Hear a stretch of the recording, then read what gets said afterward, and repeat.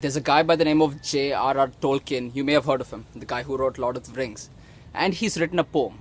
And the first line of that poem is... Okay, side note. I was talking to somebody on the phone a couple of days ago, and I was in my backyard.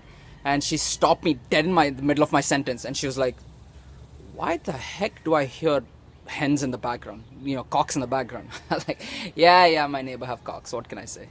So anyway, getting back to point. This guy J.R.R. Tolkien, he wrote a poem, and the first line is, all that is gold does not glitter. You may have heard of it. It's a pretty common phrase.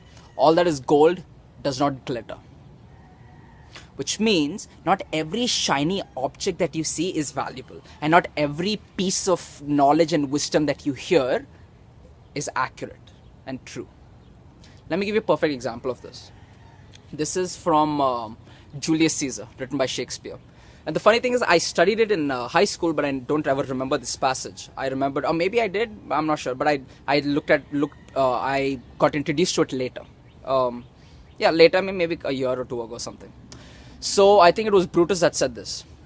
There is a tide in the affairs of men, which, taken at the flood, leads on to fortune. Omitted, all the voyage of their life is bound in shallows and in miseries. On such a full sea are we now afloat, and we must take the current when it serves or lose our ventures. That's the whole line. I mean, it's archaic English. Basically, he's saying there is this tide that comes in people's lives. Basically, what he's saying is, in your life, there's this opportunity that comes, and if you take it, it leads you on to fortune, to success, whatever. And if you miss it, everything is gone. That is, you're screwed, you messed up, your whole life is destroyed. And that's what he said.